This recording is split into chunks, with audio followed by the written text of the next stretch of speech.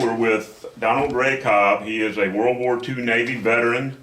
He is here at the Evansville Wartime Museum today to tell us his story.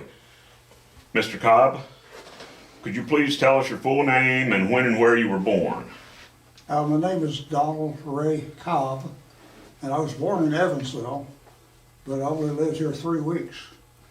My parents moved us to my older brother and myself to Detroit, Michigan, and my father worked in the auto plant, and when I was 4 years old, my father became ill, and we moved back to his parents' home in around Hanson, Kentucky.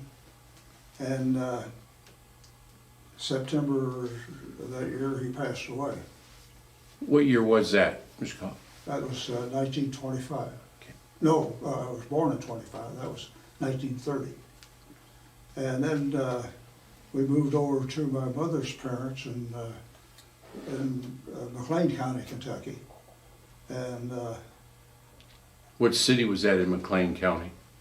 that was Calhoun. Calhoun. But we lived about 6 miles out of Calhoun on a farm, and no transportation except feet and bicycles sometimes. And I wouldn't have been able to go to high school except they started a school bus just before I started 7th grade. And one of the neighbors had ridden a horse back and forth, but we didn't have a horse. So I only lived there 12 years, yes. But I finished all my elementary and high school during those 12 years. What was the name of the school? It was Calhoun High School. And was it a very big school? No, they How- had, it's the same building, they had elementary and high school. And So it was a my one-room class- schoolhouse in a way? Pardon A me? one-building schoolhouse? Yes. Yeah, okay. And my class only had 33 in my class. And in fact, at elementary school, when I lived out in the country, it was a one-room school. So I had listened to the higher grades and so forth, what was going on. So they skipped me past the second grade. So I graduated when I was just barely a few days past my 17th birthday. So I had a year before they could draft me, What year did you graduate from high school? 1942. 42, and you're born in 25, and most of your life is down there in Calhoun, Kentucky. Around that area. Okay. So then where did your mother work? And this is during the Great Recession, or, you know, it was bad times for everybody in the 1930s. Can you tell us about lifestyle then and how hard things were for you then? Yes, my grandfather passed away in 1931 and left my mother with 3 small children, and her mother, who had arthritis, was all bent over and her fingers were like that. And also her brother, who had had typhoid fever, which ruined his mind. So that left her. So she walked the 6 miles to Calhoun and worked, and then walked back and cooked supper, and then we raised a garden, and so life was very tough for her. So your mom was the sole provider, really, because grandma had bad arthritis and Yes. her dad had already died, so she was a sole provider. What job did she have when she walked 6 miles every day? A sewing room. Sewing room? Yeah. She didn't make much money, I'm sure. Yeah. But of course, prices were low, but so nobody had any money. That was the problem there. So you knew tough times as a child, so did your mother. You knew tough times. Those were not easy. It was not easy. Yeah. No. So then after high school, As soon as I graduated from high school, my aunt lived in Detroit, so I went back up there. I wanted to make a little money before I went in the service. So I went up there and got a job with Coca-Cola Bottling Company as a file clerk. And at night I took a couple of classes in mechanical drawing through Wayne State University. And so after that took about 6 months. Then with those mechanical drawing classes, I went over and got a job with Fisher Body Division of General Motors. And they were starting production on the fuselage of the B-29 bomber just outside Detroit. So they hired me to take care of the blueprint files, and the aircraft drawings are in grids. So when they make a change on the big drawing, they just want a little change. They just put out a 8.5 by 11 sheet with the grids on it, so I could check to see if that was already incorporated in the big drawing. And anyway, I worked on that. It took about 6 months, and then they promoted me to take care of the tooling books. This was the tool division of Fisher Body. So as soon as I was 18 in 43, excuse me, I was drafted, and then I ended up at Great Lakes for boot camp. And then after boot camp, I went to the University of Chicago Navy Radio School. I was there for 5 months, and I ended up second in my class. The man that was first had been a railroad telegrapher, so he had a little head start on it. But then after that, I was sent to Casco Bay, Maine, and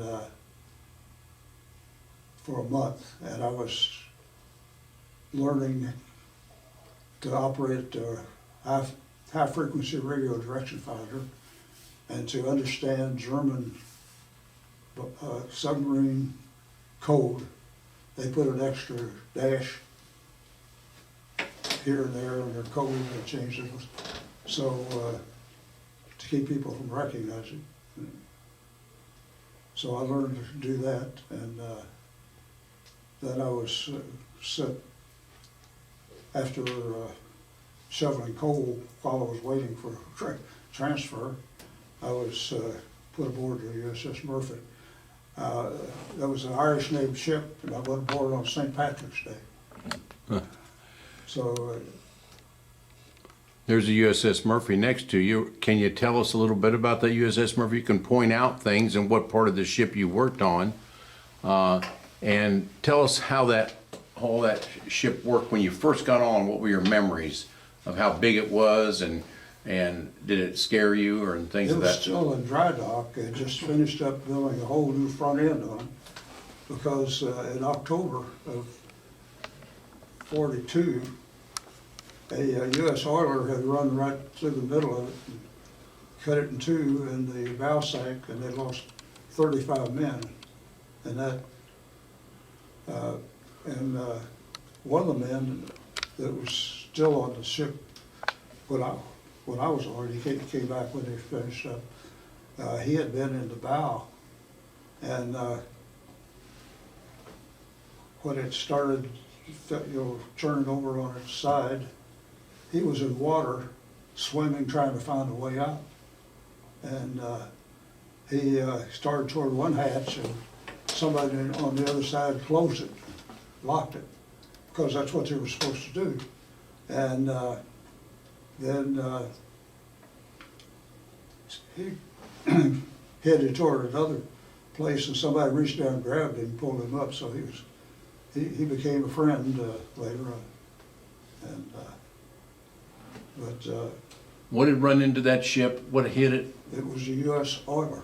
U.S. oil, or in the fog or something like that, or why did it run It had been into? in another convoy, and it had developed engine problems. So it had turned around and started back toward New York. And it was dark, foggy, very low visibility. And the Murphy picked up the radar, and the radar back then wasn't very good. So they knew there was a ship out there or something. And they each thought the other one was a submarine. And so the Murphy started looking for this submarine, they thought, and the oiler only could only pick up the noise of propellers. They didn't have radar. So when they got close, the oiler, they assumed it was a sub, and they did what I guess is natural. They pointed toward what they thought was a sub to make themselves a smaller target, and they ended up running right through the middle of the Murphy. So when I went aboard, half of it was new. Point to where they hit the Murphy on that ship there. Point to where they hit it, about. Right about there. In the center, right where the mast is. About in the center, huh? They lost this whole part. And how did they ever get back? The stern stayed afloat, so they towed it back into New York. Who towed it back? Another ship? Yeah, smaller, I think they had a tug, but in the beginning, one of the other ships, one of the other destroyers, I think, was towing it. But then they had a couple of tugs, I think. And they must have closed all those hatches for the front end not to sink. They closed every hatch. That's what they were supposed to do. Well, some of the hatches, yeah, those hatches are all closed all the time. Yeah. Except when you go through them. Uh-huh. But I guess that, I don't know why that one hatch was still open, unless it broke something, got something loose. It saved your friend. What was your friend's name? Frederick Scheller. Frederick Scheller. Boy, that. I talk about him in my book. But His story was amazing, though, wasn't it? I mean, he's lucky to be alive. very lucky. And he had a lot of experience on Murphy even before you got on, and you befriended him, so you learned a lot about what a destroyer would do. Yeah, he became a yeoman after that. Uh-huh. Yeah. And while they were rebuilding it, he would go to the post office and so forth. So he gave him a bicycle, and he rode back and forth. But as far as after I graduated from that learning about the high frequency radio direction finder, we had a cubicle on the port side, back about here somewhere on the other side. Right past that smokestack about. The second smokestack or between the two smokestacks on the port on the other side? I don't really remember, it was around that area right there. Uh-huh. It was- Up high or down low on the It ship? was on the main deck. Main deck, okay. We had an oscilloscope, it was set up so you would be able to get the angle of where the submarine was located. Is that what's up on the top of the ship there? Is that it? Up on top by the mast? Is that what you're talking about? Up by the head of the smokestack? No further up. Up there, up on the top. That's a radar up there. Oh, it's not up there. No. It's not up there. It's down there. It was right above our cubicle. I see. But it was, that might be it, right? It looks like it's too far back. And what was it doing, Mr. Cobb? It was picking up the direction. It was a cross, it was a thing like that, but there was another one that was crossed. Uh-huh. So it was set up, you get a much stronger signal in one or the other, and they could pick up the angle. I only heard a transmission one time, and I called out the direction, and I guess another destroyer called out the direction also, and I heard depth charges going off. But, so I don't know if they got the sub or not. But then in general quarters, I was assigned, they can't use all the radio men, everybody has to be doing something. So I was assigned to pass ammunition up to the number 4 gun, 5-inch gun. But Where's that gun at? Do you know where that is? that was right back here, Uh-huh. all the way back. 4-inch ammo's about the size of your arm. Pretty good size. It was 5-inch, 5-inch, so pretty good size. pretty good size. Pretty heavy. Yeah, I usually was passing the cartridge that has the powder charge in it. It weighed about 30 pounds. So it had powder in it and had the bullet on the front, or the projectile on the front. Projectile was separate. Oh, it was a separate projectile, and then your powder was in another one. The projectile's 30 pounds and the powder's 30 I don't know pounds? about the projectile, that was probably a little more. Yes, uh-huh. But maybe not a whole lot. How many at that gun site? About 4 of you? There was somebody down in the powder room passing these up, and then I would pass it. I would pass it up to the loader. What was the distance a 5-inch gun could go? Was it about 8 miles out there, or how far would it go? And was it very accurate, and did you ever see it shot? Yeah, it was pretty accurate. I don't know how far it was accurate. Yes. It would fire more than 8 miles, but that was probably about the range of it.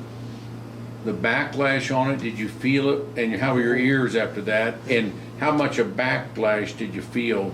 It didn't move the bolt at all. It was going straight up and down with the bolt. It shook the deck. Every time it went off. Yeah, Uh-huh. it was loud. Uh-huh. I was surprised. I've been surprised that I haven't lost my hearing, Yes.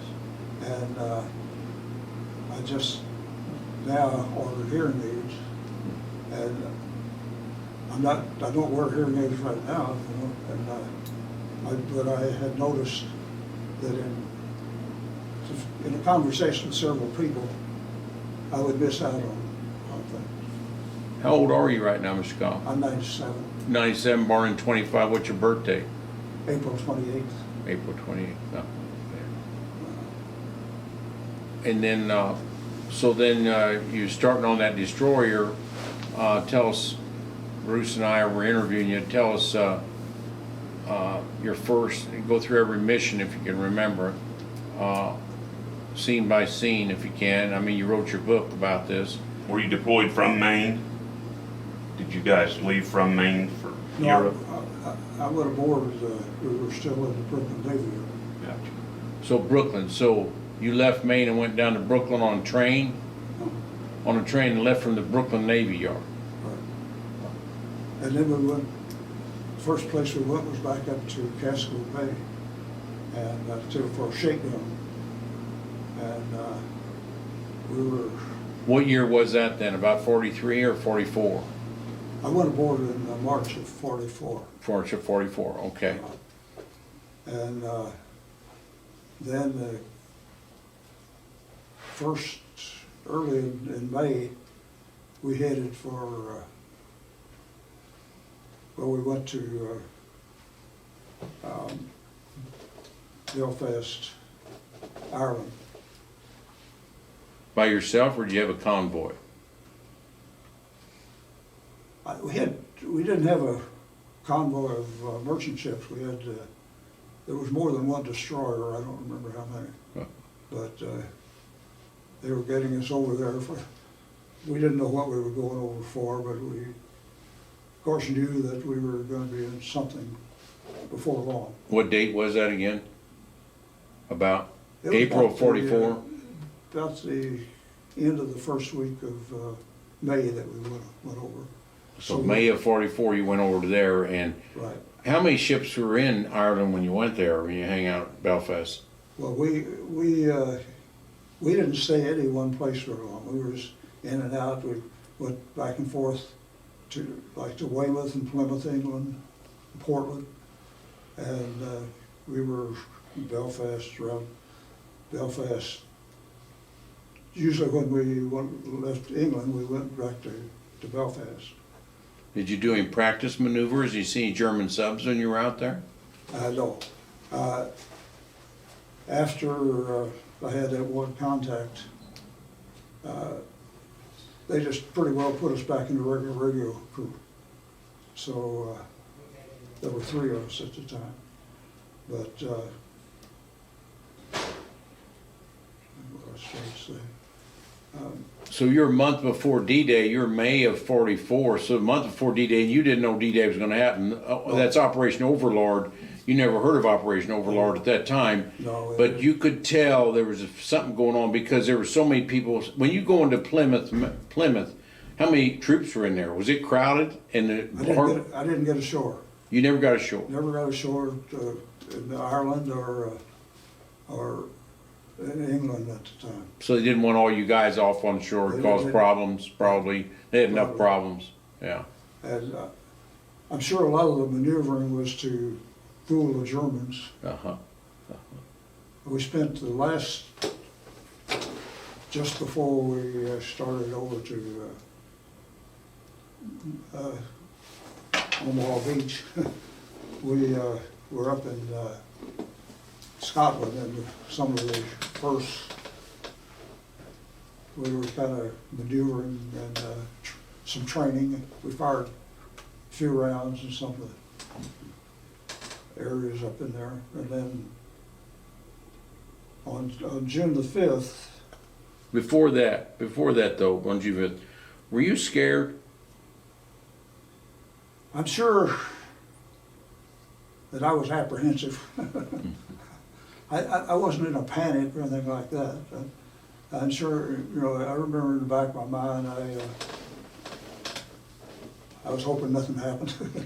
But most of the time they kept you busy to keep you away from thinking too much. If you thought too much, so they probably kept you busy. How many troops were on your ship? And you just had ship's company. You only had Navy guys on your ship. You weren't carrying Marines around or anything else. Marines. How many guys on that ship? 500? No, I don't know, it varied, a little bit time to time, but what they listed as the usual crew was 275. Where'd you sleep? On the bottom down there, or where'd you have to get sleep? And was it fun? There was good As far back sleeping? as you could go, Uh-huh. in there were 3 bunks. I was in the middle one.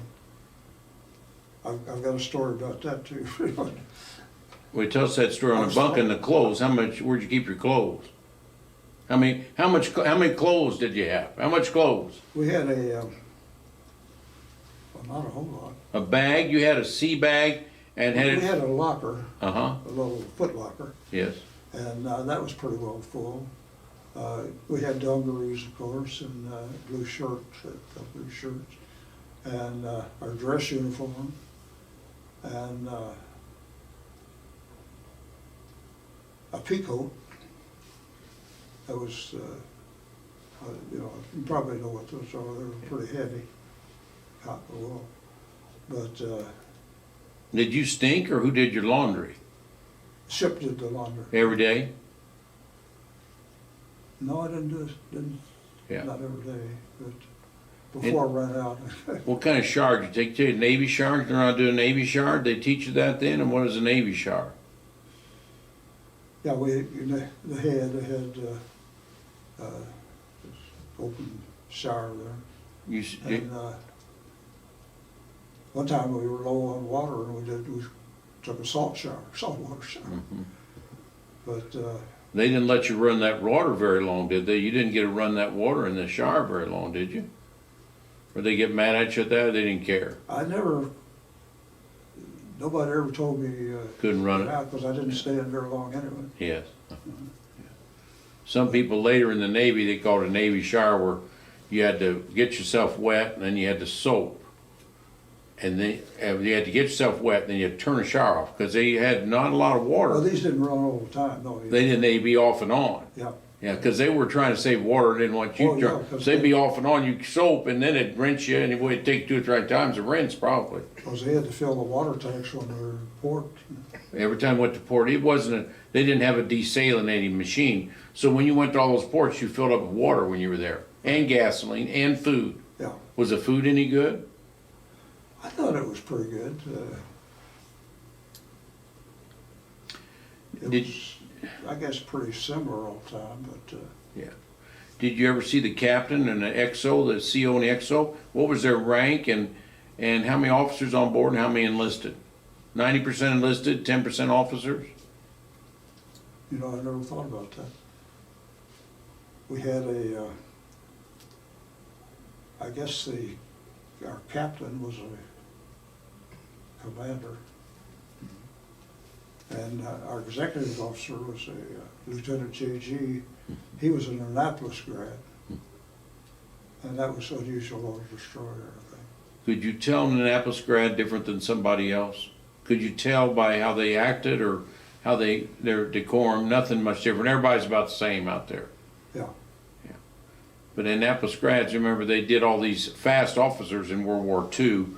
Most of them were fast officers, where they put them to these P12 programs, all these other programs, where you squeeze the academy, instead of 4 years academy, you squeeze in 16 months. And so you made it, because we didn't have a place. We couldn't have academy and West Point weren't big enough to hold all these people. You had to squeeze them at the universities. this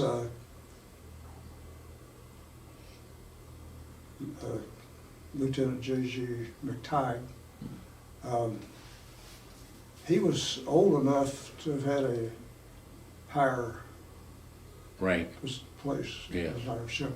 But I think he had a little drinking problem or something.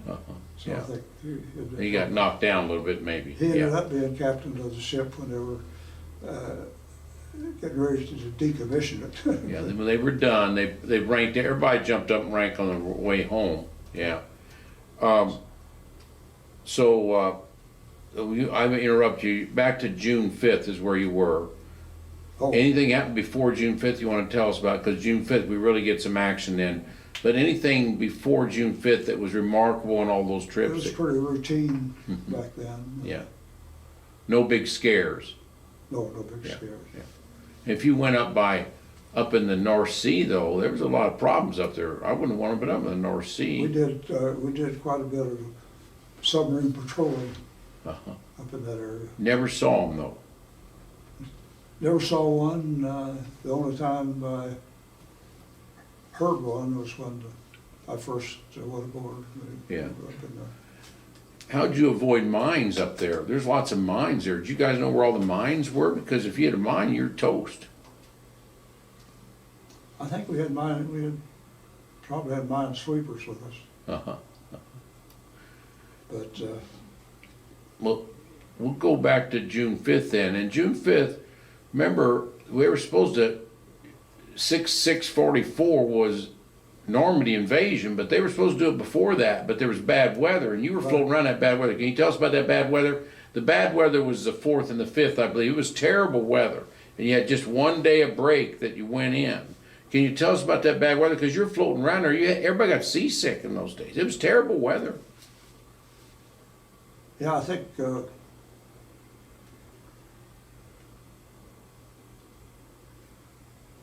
my memory was that we started out, we came down from Scotland, but I have a copy of the ship's log, and I think it said from Ireland, but we might have come down from Scotland the day before, you know, kind of got this little hazy there. But then when we left to head for Normandy, then they told us what we were gonna do. Did you ever hear the word Overlord? You never knew the name. I didn't know the name, no. They told you were going, you know, on the 5th or the 6th that you knew what you were gonna do? When did you know? No. The 5th you knew what you were gonna do. Because we were The headed. day before. We were headed, you know, we had pretty good distance to go. Didn't that scare you that day? Because you knew you were going to Oh, war. You didn't think you were coming back. Did you think you were coming back? Yeah, I think I was, well, I knew it was possible I wouldn't. But I don't remember ever really thinking, I'm not gonna make it back. I known of one guy that, when they told him what ship he was gonna be on, he said, well, I'm not gonna live. I don't know how he knew, but, strange things happen. Okay, before we get to that D-Day, Bruce, I'm interrupting a bunch. You got things, other things? Yeah. No, you're asking some very good questions. Now, the Navy operation was called Neptune, correct? Right. Did you know that name? I don't remember hearing it. Okay. Now that day, on the 5th, did you start seeing a lot of ships? I mean, you probably saw so many ships you've never seen in your life. 7,000 ships that day. Well, they were coming from different directions, you know. But so you didn't see them all at once. But when you got, I mean, there's so many ships. You could see 25 miles from your horizon. You could probably see ships in all 4 directions, could you not? They must have spread us out. Because it didn't look like it was all crammed together. Didn't look, no. I see. Okay. But it was June, but it was cold. I had on about everything I had in my locker, and I was out there, you know, with the guns. And it was dark, and I was shivering. I'm sure part of that was emotion. Midnight or 3 in the morning? What time was that? 3 in the morning? We were just about all night, you know, because they timed it so we got to Normandy at 5:30. And you were general quarters all night? Were you at general quarters all night? All night. So you were at your post all night, so you were out in that back gun, and it was freezing back there in June, wet North Atlantic. It was damp, Yes. yeah, humidity, you know, Uh-huh. and it was cold. You had your pea coat on, that didn't stop everything, did I it? was, Shivering, yeah. yeah. Okay, go on and tell us about that day. Bruce, interrupt if you need to. No, So then it's 3 in the morning, then get where it got you. Did you get there at 5:30 in the morning? we got, yeah, first thing we did was protect some minesweepers. Mm-hmm. And then we timed it to get in position. And that's probably when the Germans saw what was happening. So as you're ready there, the battleships are further back, and they've already bombed. They started bombing probably early in the morning, Yes. and they got a better distance. They're 11 to 15 miles at the 16-inch guns. Your guns aren't that big, so they were out further away than you. And then they had a whole trail used because you're probably the next trail closest to land. You were probably 8 miles from land. That's probably a good estimate on that. Were any of those guns from the Germans up there in the pillboxes, were any of them getting you or getting close to you? No, not You don't remember any shells hitting close to you? no, I don't. We had I've got a copy of the ship's log, and I've also got a copy of somebody wrote kind of a journal of what was going on. And it's got stuff that the ship's log didn't put in, because it would have been top secret, you know. But of course, I was on watch as a radio man, unless we were general quarters, you know. I wouldn't be out on the deck, maybe, and I wouldn't even know what was going on out there. But said that one time a German plane was shot down, and they tried to hit us, and then some of the ships were damaged by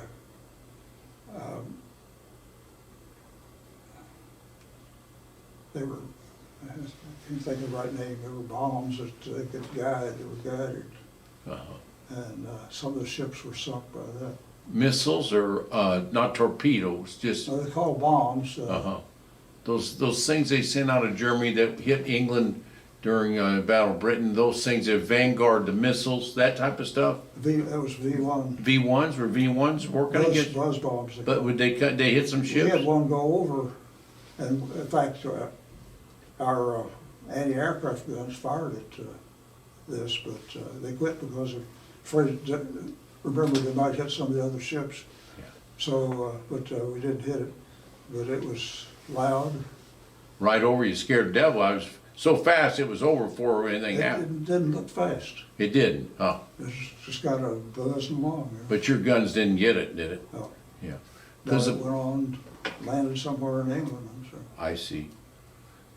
So then when you're out in that ship, were you going north and south? You didn't go into land, you went up north and south, kept going north and south because you didn't go directly east and west. You didn't go into the land. No, it's more east and west. East and west. So you go in, then come back out. So you a trail like a circle. No, I mean the on ship.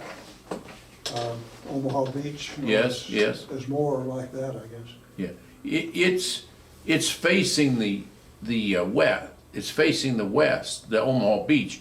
Did you go parallel with it or perpendicular to it?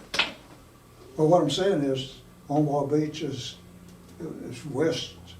If west is here, Yeah, east. It's kind of on an angle. Yes. So it's almost like you could say you're going east and west, or you're going north and south. But Could you see that Omaha Beach from the ship? Because you're at general quarters. Could you see it from the back of the ship? Could you see where the pillboxes were on the hill, or you just see the beach? we could not see where the pillboxes were. Could you see Utah? It was a big mountain there. The Utah and Omaha, they're pretty convincing there. But you're 8 miles out, your vision could be 25 miles, so you probably could see some of that stuff. You didn't know what was going on, but you see a lot of fire going on and all kinds of ammunition going, things? We could see the line of landing craft. Those LVPs that like off the Higgins boats, they're probably too little for you to see much, but then the other bigger boats you could see. Oh, there was a long line going out. A big long line. Yeah, Wow. because they were stopped, for a while. Why'd they stop? Well, they couldn't advance, Yes. some of them got on shore there, and Had to stop, yeah. they were, And they, or at least slowed, I guess they're still moving, but it didn't look like it was very fast. I think you guys started a little bit late, so it's the Canadians next to you or the English next to you, somebody started just a little bit late. Juno Beach, they were a little bit late, I think, but I don't know about you guys. You were on time, We were you on think? time. Yeah, okay. And did you see a lot of planes overhead? Yes, there were a lot of ours, of course, Uh-huh. but we saw some German planes that were shot down. Did you see mostly bombers above you, or sort of like C-47s or fighters? And did you see any parachuters dropping on over there in No, Normandy? I remember mostly fighter planes. Uh-huh. Saw a lot of Spitfires. Yes. Um, During those maneuvers that you're doing, did your ship about hit another ship? Because there's a lot of ships then. Well, they weren't Too close? quite that close together. I see, yeah. And when did you guys start firing? Everybody started firing at 5:30. Okay. Which guns, point the guns you use, because you had to be, your guns are off the bow, it looks like your big guns, and off the port, or the stern and the bow, but your bigger guns are off the bow there, right? So those are the ones you fired. Did you faced Omaha Beach? These two here, there were two back here just like them. I see. And Those are 5-inch. all are 5 inches, so would that go far enough to hit the beach? They knew it, yeah.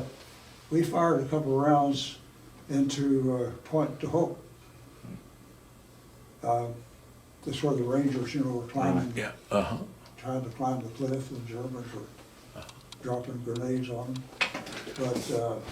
But you had to shoot all those guns before our troops got there. Once our troops got there, you couldn't be shooting at them because you're going to kill our own guys. How did you know what to do? Well, we had spotters I see. on shore, but That fired 2 rounds, and the captain of the Rangers said, "Stop," because we were getting too close to Troops. the troops. Yeah. But right at 5:30, you probably just kept, everybody was shooting probably for a couple hours, so the troops landed. Then you sort of backed off. Yeah, right. And did you hear those great big ones, Big Mo or whatever the big ones were behind you? All the battleships were behind you, and they were firing too. Did you hear that stuff going over you, or did you hear their ships? No, I was so high, I guess I didn't hear it go. Now your ship's different than a battleship. Battleship shoots from the sides. Yours shoots from the bow and the stern. Well, I guess battleship Well, shoots from it's- front, bow, and stern too, doesn't it? Yeah. Shot it from the side also. Uh-huh. The turrets turn. Yeah. But the turrets only turn so far because they don't want you to shoot yourself. They Well, only held about 45 degrees, and also, right? You couldn't couldn't. fire. you- You couldn't fire over in part of the ship. You couldn't hit because they have a stop. It's like a governor that stops them. Right. You could. But also the major problem in war, what you were talking about, is you shoot your own ship. So you got to be careful. Not your own ship, your friend. You know, Oh, yeah. some ally there. You got to be so careful not shooting your own people. Oh yeah. Did you know all the silhouettes of ships and planes? Did they make you memorize that so you knew what to shoot at?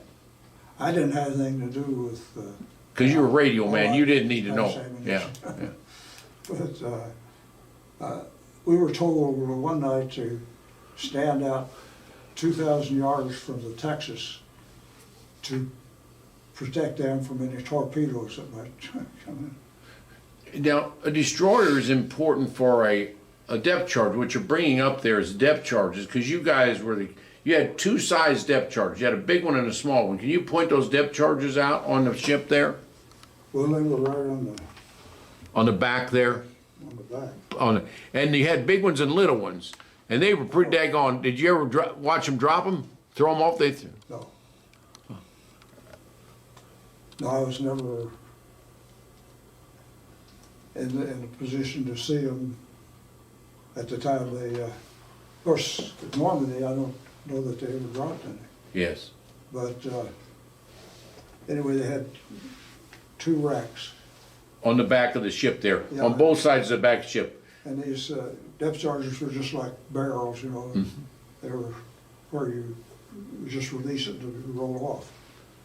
And that's why they had you protecting the Texas, because you were going to drop some of those off onto it and hit the subs down below you, but you didn't find any of that. Well, they wanted destroyers.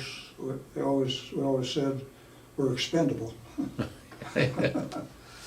Why'd they call you a tin can? They all called the destroyers tin cans. Why'd they call you a tin can? Well, a good example of that was when we were on our shakedown cruise. It was a tug backed into the Murphy. And it bit in a little section. That's why they call them tin cans. Because they'd bent. They weren't as thick. They were probably a metal of about an inch, where the battleship had about 4 inches, did it not? You had a lot more, maybe 11, I don't know. But you didn't have much. We didn't have what you'd call armor. I see. It wouldn't stop anything. If a torpedo hit you, go right through there. Oh, it'd go right through it. Yeah. Well, just like that U.S. Oiler went right through the ship. Yes. Yeah. Now, this D-Day, did you see them bringing in? How long were you right in that? How were you there? 24 hours, or did they leave you there longer? You were there June 6th, or you were there June 7th and 8th or 9th, or just 7th or 6th? We were there from June 6th to June the 23rd. All right. So you're there about 17 days. You never left that area? We were back and forth. In fact, we were mostly around Veerville, and that's getting toward Utah Beach. I see. And where'd you get your supplies then? Somebody come bring you supplies, an oil ship come by you and gas you up and bring you food I guess we had enough supplies. for that whole time? Yeah. Now, did you see them pull the big mulberries out? They pulled the mulberries out. They're the big silos they pulled out from England and then made their own port there. And they made it only lasted about a month because the storms tore it up. But you probably saw them pulling those out. What did that look like to you?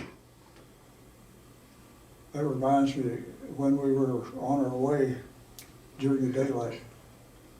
I saw what looked like a great big concrete block. That's exactly what it looked like. And you couldn't even see the tug, because it was pulling it. And they called a Phoenix. And I didn't know what they were, at the time, but It's amazing creation. The English put that, and they had all these hiding over in Europe, or in England, and they're like a great big silo, 30, 40 feet high, all concrete, and they tugged them over, and then they sunk them and made a port there, because there was no port there, and that port lights, that was a mulberry, but you saw that big concrete, you saw concrete coming across the ocean. Yeah, I saw it ahead of us, over to the side. So this, of course, it was so far away, but it just looked like a big concrete block. Strange though, it was strange looking, wasn't it? So How many of those ports did they build? Two. Okay, there's one, I've been to one at Arrow Manches, the temporary port Yeah. they built there. That was the one that got destroyed by the storm. It was the worst storm ever, they said, in the North Atlantic for, a century, and it hit right about a month after you landed. But the mulberries helped for quite a while, because you brought things, it was a temporary port. So that was, what are the two names of the ports? I don't Arrow remember. Manches was the one I was at. And one of them's a little bit left out there. Yeah, that's at Arrow Manches. That's still left, a little bit of it, yeah. Yeah, there's parts of it. You never used the port, though. Did you see any ships going up to those mulberries and letting people off or letting tanks off? You never saw that. Did you see any LSTs there that had their they had their ports on the side of them? They'd let them down. You didn't see LSTs like I that. saw LSTs out in the water, Were they going back and forth to England, or you couldn't tell what they were doing? I couldn't tell, but I learned later and seen pictures that they would bring them up, and then the tide would go out, and they would just leave them stranded on the beach, and then they could unload them, and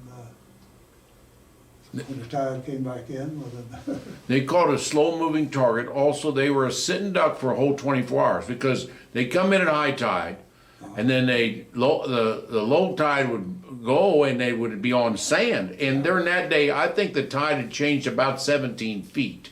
And that's a big tide change. And that's why you see the pictures, the big LSTs are like a big whale, but they're a sitting duck, because if the Germans had any fighters, they could hit every one of them off. And they had those big, you look at the balloons, did you see those balloons up there, they put blimps up there to catch those Germans. They put them over the Panama Canal, so the German planes would hit those and it would mess them up. Did you see balloons hanging? I saw a lot of them. Over there, they were near the shore though, weren't they? Or out in everywhere? Coming in, they, at least during the daylight, I've seen pictures of the lines of the landing craft headed toward the beach, but they were, not real close. But every one of them had a balloon. Every one, above it. yeah. Huh, yeah. Was the ocean the waves about 6 feet when you were there? Did the waves get 6 to 10 feet? Because you had a big ship. The LSTs couldn't tolerate. They were flat bottom. You had a V bottom. They were terrible, I'm sure. But it doesn't bother you too much? No, I was used to that kind of water. Yeah. So that was not the first thing on my mind. Yes. But Did you see guys on the ships puking all the time, or they got used to it after a while, I guess? Yeah. They didn't get too seasick after a while. at one time I saw just about everybody seasick, but that was later. Yeah. But yeah, we did a lot of patrolling just outside the other ships there, patrolling for E-boats were maybe our worst problem. They're like PT boats, and they're fast, and they sunk some of our, probably a lot of LSTs, that type. They were called E-boats. They weren't like the U-boats. It was like a PT's it's about 40 to 70 feet long, I think, but they're fast, and they drop those torpedoes and depth charges too. And they shoot off a torpedo too? I don't know. The E-boats, did they shoot torpedoes or did they just That's have? what they use, yeah. Shoot torpedoes, yeah. Yeah. They get in, torpedo somebody and get out real quick. Did you have a doctor on board, and did you have anybody get sick during your time on the ship, and did the dentist have to work much? You know, I don't remember if we had a dentist or not. We had a doctor. Yeah, we had, during that exact time, I don't know if we had anybody transferred off for medical problems or not, but,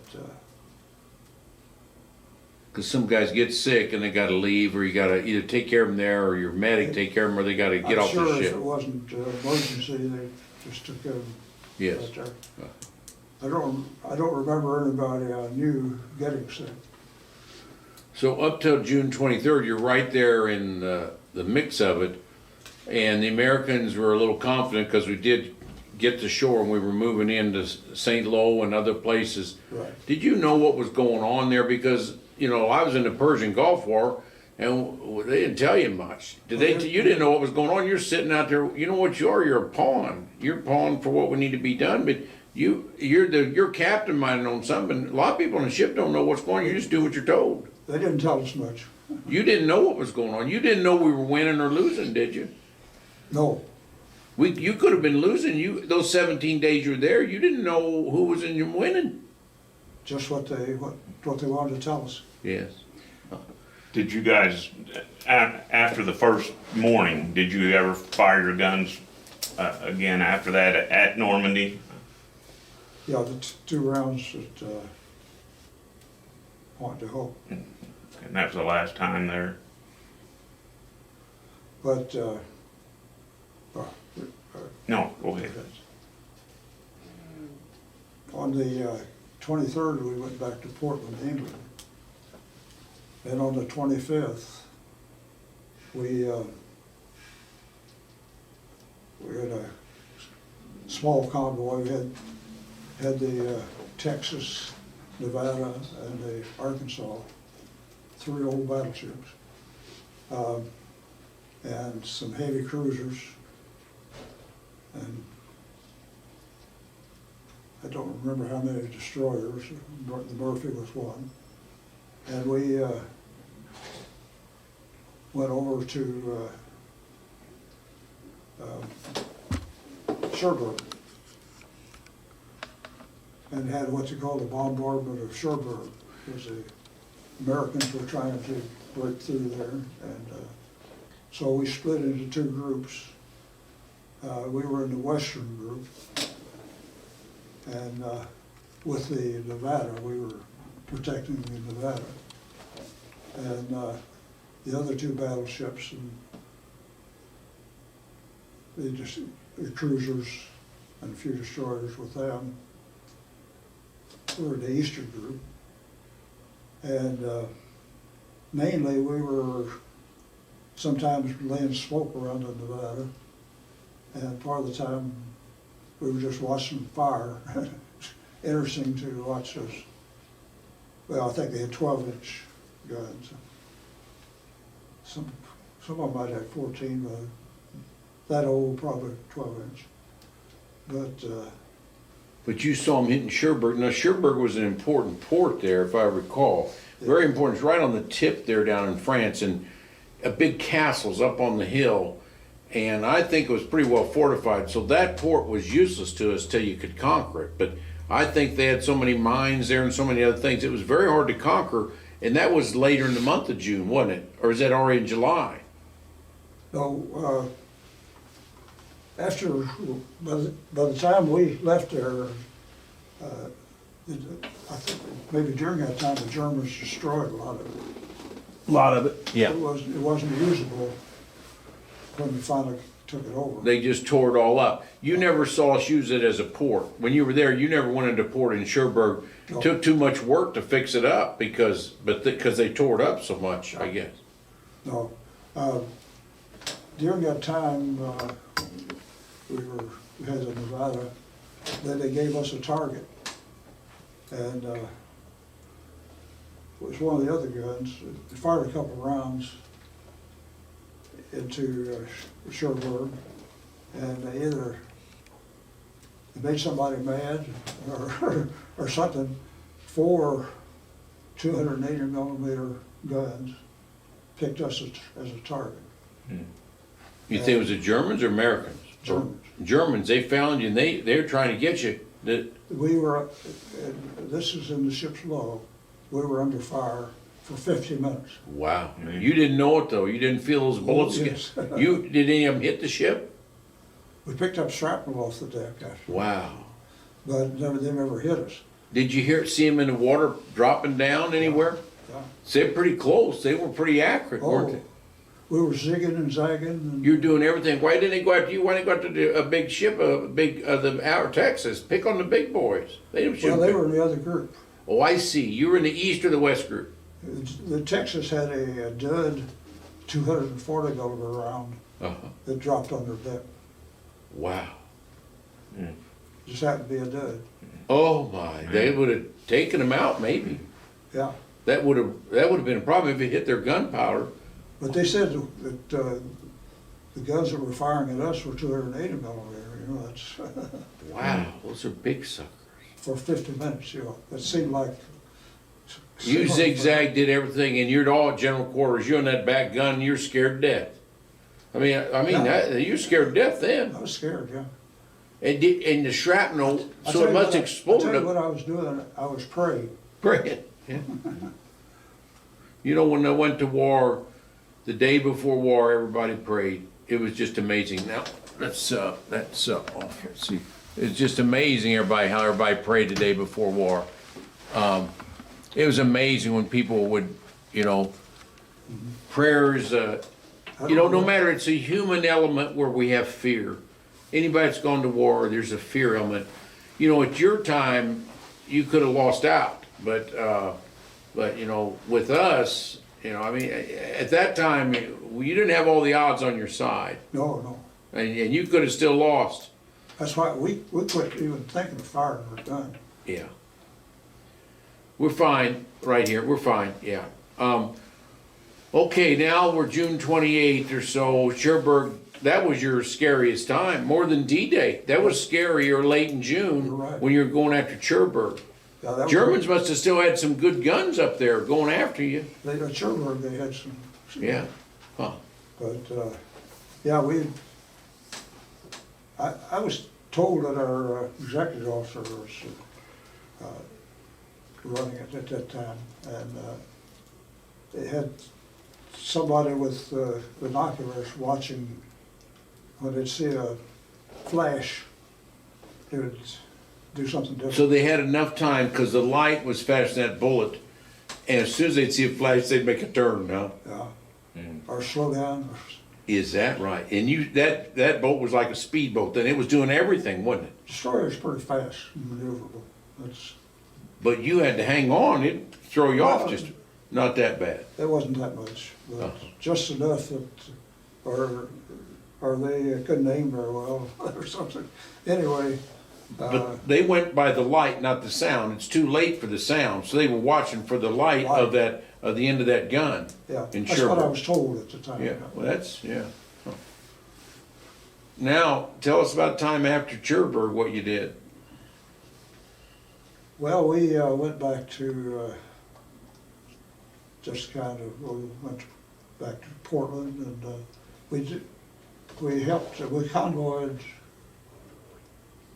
a couple of destroyer escorts. Had to think about their destroyer escorts over to Utah Beach, and we just did certain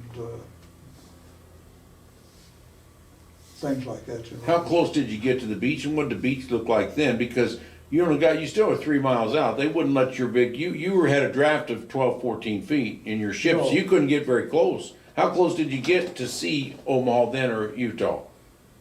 I wasn't.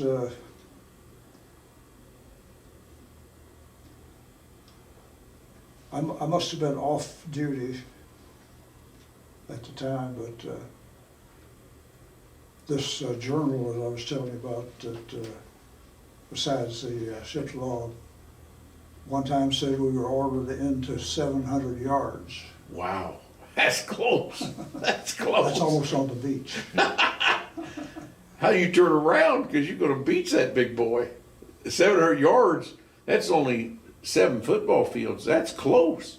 Wow. They put it in reverse and just turn around. I guess they were escorting another support ship up. They were escorting somebody else. But it wasn't bad gunfire there because we had that area secured. This is a month later. It was secured. They weren't getting you. Germans weren't getting much of us then. Well, this was fairly Early. early, not the first day. I don't remember. Oh, in the first week you were talking about. In the first week or two, huh? Yeah. Oh, we were still in jeopardy then, huh? Oh, yeah. Was it very crowded with ships at that time when you remember, or not much?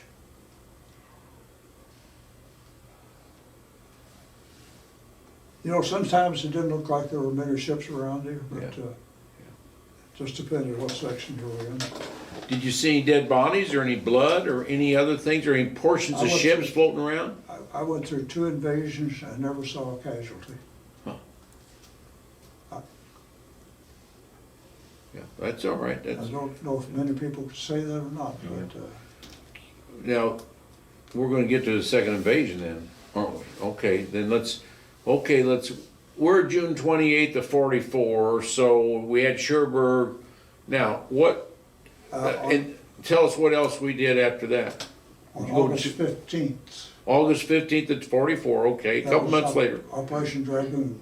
Dragoon, and tell us about that. Tell us what Dragoon was. We don't know that. That was the invasion of southern France. And there was never much, it was not as well known as the invasion of Normandy. A lot of people never even knew about it, I don't think.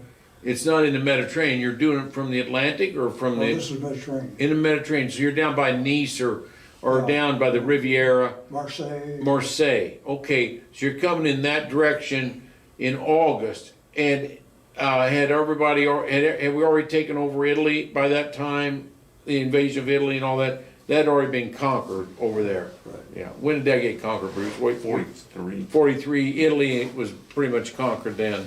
Okay, so you're coming in Dragoon. Tell us about that. Well, our part in that, we were escorting what were known as escort aircraft carriers. They were small.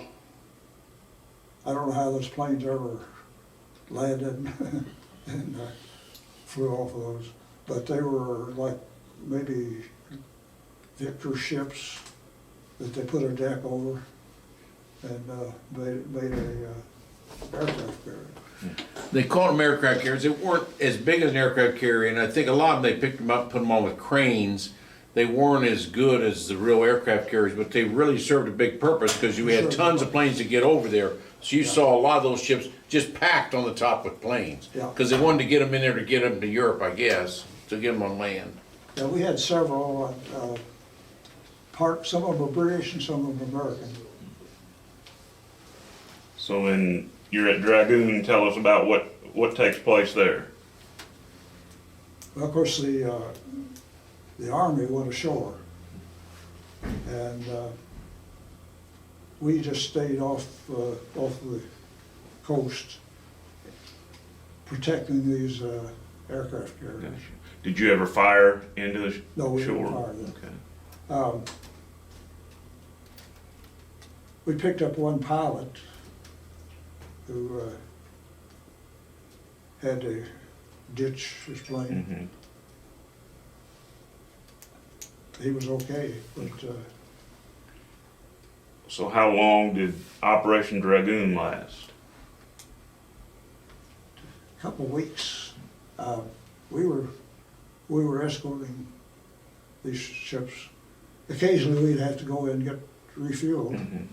We'd go back to Mirs El Kabir, North Africa, or Algeria. Right. Sometimes, or we'd go to one of the islands along the coast of of France. And, but during that time, we refueled 3 or 4 times on it, at one place or the other. One thing that happened, there was a German officer of some kind and a sergeant, I think, there were 3 of them. They had commandeered a sailboat and were headed for North Africa. And we stopped them and took them aboard, put them in the brig. And so then, after that, we took them to one of the islands, I can't remember which, and transferred them over. But that was kind of interesting. You took some POWs. Yeah. Okay. So after Dragoon, well, let me ask you about the refueling. You say there you went into ports. Did you ever? How often did you have to refuel at sea? You know, I don't remember that picture that showed the ship refueling was made before I went aboard. I don't remember us having to refuel at sea. So if you were close enough to ports, you didn't have Right. to worry about that. Yeah, I had an uncle that was on a fuel tanker during the They war were in the probably a Pacific. slow convoy, you know, Gotcha. and had to refuel. Understand. So then, from Operation Dragoon, tell us about where you went and what you did. Let's see, that was, well, we had, from around the 1st of September to February to be doing something, so we were in a couple of convoys of merchant ships and did a little of that. And one day we were kind of up in the North Atlantic, and I remember early in the day it started to get a little cloudy, and as the day went on, it got more cloudy and darker. And when it got so cloudy, you know, the water looks like it's almost black. And it started picking up wind, and then we were told not to. When it got to be night, the water started spraying over the deck. They said nobody relieved the watch. I happened to be off watch, so I was down below decks at my compartment where I slept. And that night, I was in the middle bunk. So that night I kind of woke up, I had the feeling I was floating. And the next thing I knew, I was rolling around on the deck. It had thrown me out of my bunk. And I wasn't hurt, so I got up and got back in bed and my bunk and went back to sleep. I didn't just stay awake. But the ship has a gauge that shows the point where if you get to that point, you're liable to capsize. And of course, if you capsize, you're not likely to get out. But at a reunion several years later, I was talking to one of the radar men. He said he was watching this gauge. He saw this gauge. He said one time we went slightly past this mark, and we laid on our side, for too long. And then we came back up. He said then he could breathe again. And Yeah. I'm thinking maybe at that point I fell out of bed. Probably so, that was probably it. Yeah.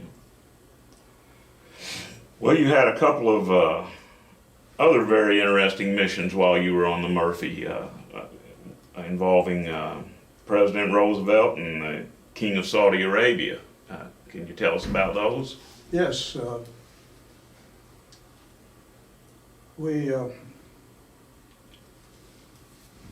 President Roosevelt was on the USS Quincy, a new heavy cruiser, and he was going over to, well, he ended up at Malta, and they wanted destroyers to, of course, to protect him. And at the speed they were going to go, they didn't have enough, a destroyer wouldn't have enough fuel to go all the way at that speed. So they started out with some destroyers, and then they, as they went along, they had other destroyers waiting there to pick the convoy up of the ship. And we were in the last group, just outside the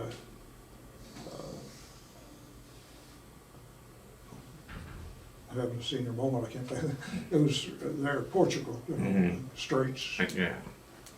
And so we took him through there, and then from Malta he flew to the Yalta Conference, and then he flew back, and then one other destroyer and us escorted him down through the Suez Canal, and we were in the lead, so we were the first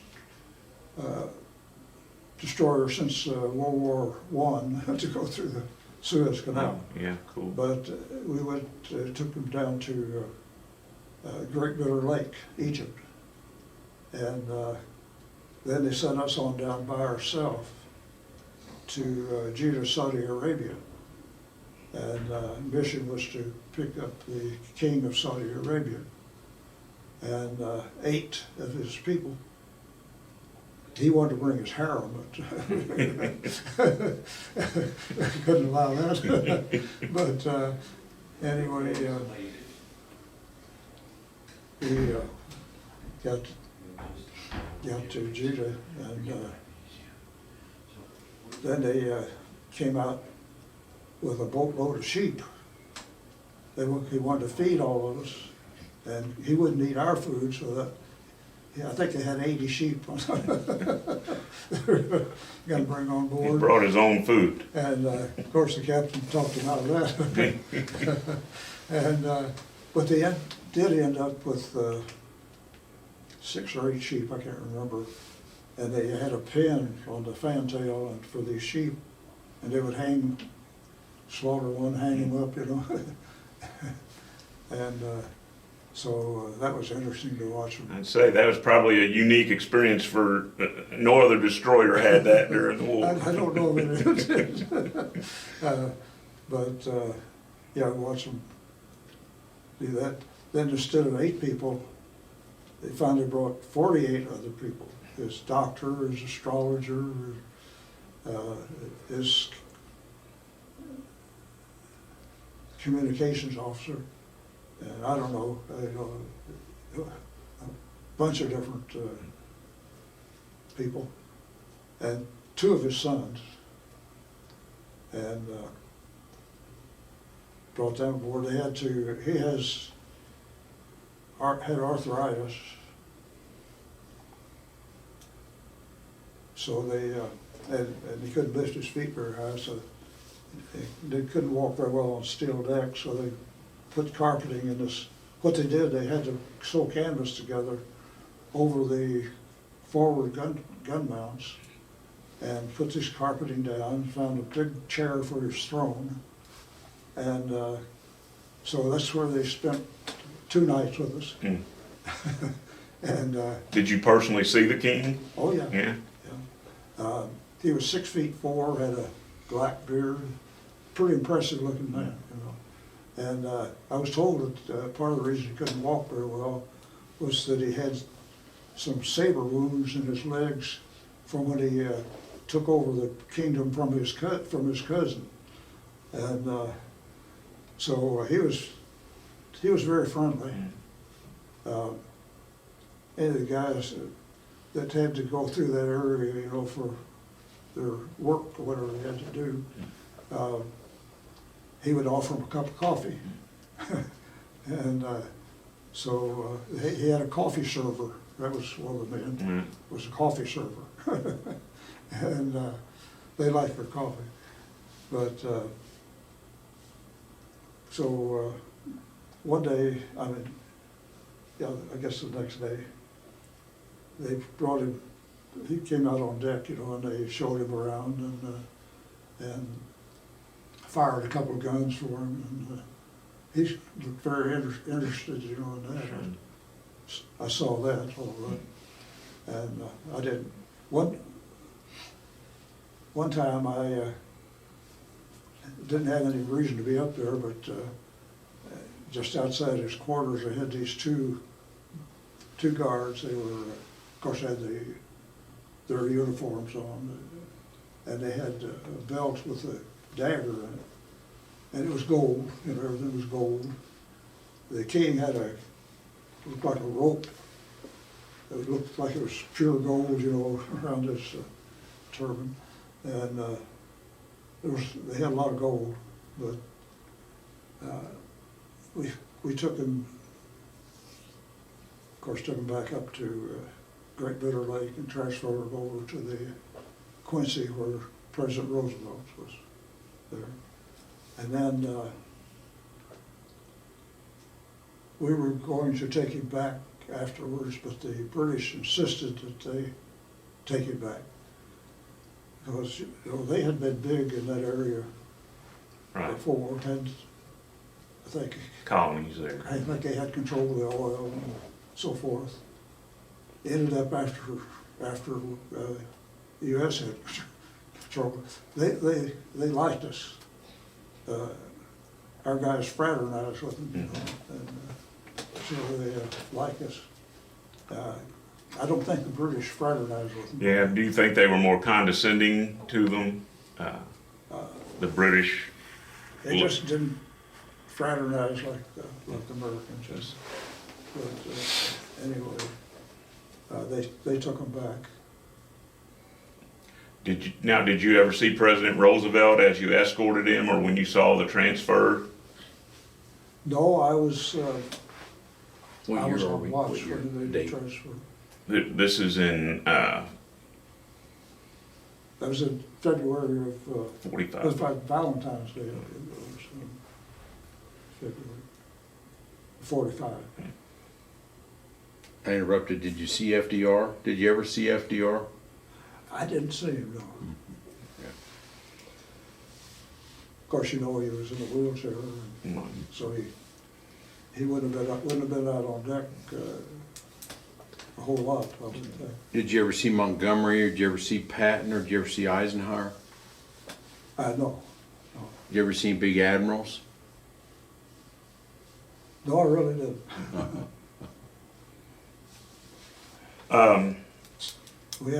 We had a captain on the ship when we picked up the King. What uniform do you usually wear? Do you have brown uniforms like your pants? Brown most of the time, khaki, or you have blue in a blue shirt or white shirt, or do you wear a blue shirt? Yeah. Did you wear a hat, little cap? Did you wear a little Cap. Yeah. Cap. White cap. And your black shoes. You had black shoes and black socks, and Yes. and then the shoes. Did they feel good or were they crummy? They didn't feel very good. I don't Yeah. think I had a very good fit. Yeah. Did you get many letters from your mom, or you had two siblings, or brothers or sisters? A brother and a sister. And Older did brother. they mail stuff to you? Did you mail stuff back to them? Did you ever get it very often, once a week or once a month? No, my mother, I didn't get mail that often. My aunt in Detroit sent me like cookies or something, you know. Yeah. And, Would they be stale? a little bit. Yeah. Now, was All your, chopped up, they were in 100 pieces? Broken, Doesn't yeah. matter. Yeah. was your older brother in the service? Yes. I found out later that when I was at Normandy, he was in England. He was in the Army Air Corps. He was a sergeant. What did he do for him? What was his job as an Army Air Corps? Well, he was a sergeant, that's all I know. Yeah. He didn't fly. So after you drop off the King, then what's next for you and the Murphy from there? We came back to the United States. So when Germany surrendered, you were already back in the U.S.? Yeah. When we came back to the United States, I got a 12-day leave. And to get home, I had to catch a train to New York. When'd you get back? What date? That was,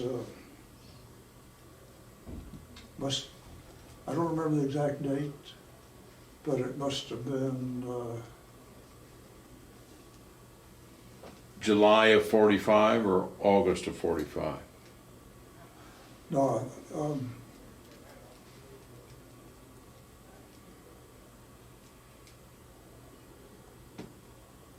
that leave I'm thinking about was in the fall before we had the King on board. Okay. And to go home, I took the train to, went through Danville, Illinois, and then down to Kentucky. And my brother still, at that time, lived in McLean County, And did where you, she lived when I left. And so had to go, well, Slaughter's, Kentucky, which is, well, I'm sure you know probably where that is. I got off the train, it had to stop just for me. And it was starting to get dark. And I had to walk 9 miles. That was in Hopkins County. And I had to walk 9 miles to McLean County. And I got a ride for about 1 mile. And then there was no more, I didn't see another car when I got home. And it was all farmland, and you know, a lot of them turned out the lights, you know, and went to bed. And it was after midnight when I got home. Had to cross a small river, had a ferry to go across it. And fortunately, the guy that ran the ferry was awake, or maybe he stayed awake in case a car came by. But Green anyway, River, across the Green River maybe? Was it the Green River? Pond River. Pond River, I see. You know where that is? It's actually the border between Hopkins County and McLean County. And where I wanted to go was about 1/8 of a mile, I guess, you know, on the other side of the river. And I was carrying a bag, you know, not my sea bag, but with some clothes in it. But I don't remember exactly, but it was after midnight when I got there. I walked 9 miles. Mm. What was that experience like when you saw your mama? You hadn't seen your mom in 4 years. What was it like when you saw her? Well, I'd been, yeah, because I lived in Detroit. It was great. Yeah, pretty emotional. Just her, when you got there, you woke her up at midnight and cried a little bit and stuff. Yeah, Boy, she didn't think she'd ever see you again. And she might not have thought she'd ever see your brother again. Right. You know, a lot of people were lost in World War II. So once you get back to the States then, and then did you have other assignments before you left the Navy? What'd you do once you got back here? But before you tell you what, In June of '45, we came back to Boston to take the torpedo tubes off and put some more anti-aircraft guns on for the ship to go to the Pacific. And I had been promoted to regular second class by then, and they came through with an order for that, well, it said with me in charge. There were four of us by then, so another man had been trained. And it's the time that I took that training, I thought I had remembered that they put us under a different category under the Bureau of Personnel. So they came through, Bureau of Personnel came through this order, with me in charge and all four of us to be transferred to Portland, Maine for further training and transfer. So right away when we got to Portland, we were put on a train with a sleeping car and took a 4-day ride across the country to Seattle. And then we got there, I was transferred to Bainbridge Island in Puget Sound to a Navy radio station. So the last 6 months I was at this radio station. Okay, so you were on a base at it. Yeah. Let's see. So do you remember the day the war ended? VJ Day, do you remember that? I remember when it ended, but I wasn't anywhere that I could be kissing the girls. Sure. You were working. I was working. Did you feel a sense of relief though? Or? Oh, yeah, yeah. Yeah, I was highly in favor that they dropped the bomb. Mm-hmm. Yeah, I mean, you know, when you look at the estimates of the lives it would have cost had they not. They expected, I saw a map, that they had expected to lose 1 million Yeah, men. I read that myself. Split up into two groups. And you know the Japanese would have lost at least that many. Exactly. So, And the Japanese would have lost a lot more civilians probably than. oh yeah, they would have fought, Right, like, you know, their homeland. yes.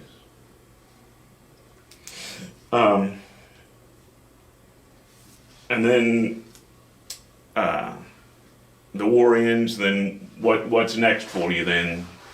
I was discharged in December '45, and in January I enrolled at Evansville College, and I got my engineering degree in, well actually I finished in '49, December, but I was in the graduating class in 1950. Cool. So I worked,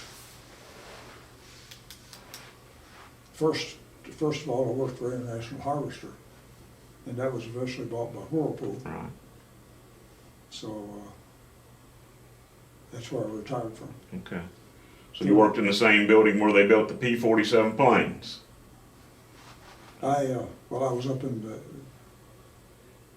they had a mezzanine through the middle of there, where they had the engineering offices and accounting, and I spent a lot of time there. Yeah, I bet so. And then, so you took advantage of the GI Bill then to get your degree? Yes. And then, so then you spent your life here in Evansville after the war and raised your family and Right. finished your career at Whirlpool, correct? Mhm. I know you've taken a couple of trips back to Normandy since the war. Can you tell us about those experiences? There were 6 trips. 6 times. First one was 2016, and we were there for the D-Day ceremonies on that one, and that was very interesting. The next year, 2017, we went to the Bastille Day Parade, and on that one, I was supposed to be there the day before to be with President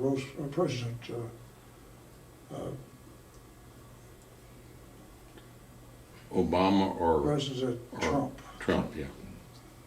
And I drove to Louisville to catch a plane and waited there, and it didn't. They had bad weather in Chicago, so the plane got to Louisville so late that I couldn't have made connections and to get over to France. So I drove home and drove back the next day, and of course then I had to go by myself. And that time I got there, and they had a hotel that was in the embassy compound, and I had, of course, had missed President Trump. There were 2 other veterans that were there. They made it. Trump read my name, but I wasn't there. But then when I got there that morning, the CEO of the Greatest Generations Foundation met me outside the hotel, and we got my luggage up to the room, and I said, well, how much time do I have to put my tie on and get over to the parade? And he said 10 minutes. So I got my jacket on. I wasn't dressed exactly like I wanted to be. Then we went over, and we were about a block from the president's. And I stood there for, parade was about 50 minutes to the best parade I ever saw. And was leaning on a temporary fence by the Champs-Élysées. And after it was over, we thought the President Trump would come down that side street, but he didn't. But the First Lady of France came walking over and shook hands with everybody down the line. She got to us.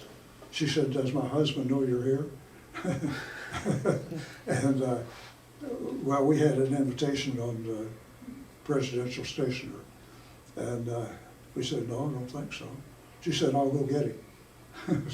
So she went back up there, and a little bit later, she came down, and he came down, and they said, "How about a picture?" There were photographers out there. I said, "How about a picture?" So he walked over beside me, and we had a picture made. Cool. And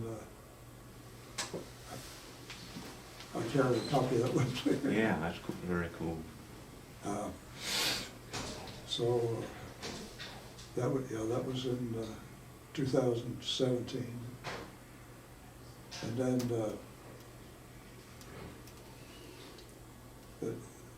in July I was back over there again for the liberation of Paris, and we were in a parade through Paris. Cool.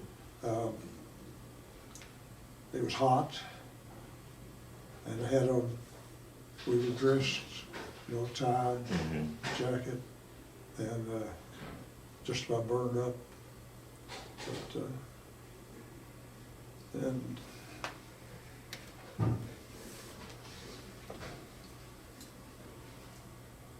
this year, I was over in in June, for on the Queen Mary 2.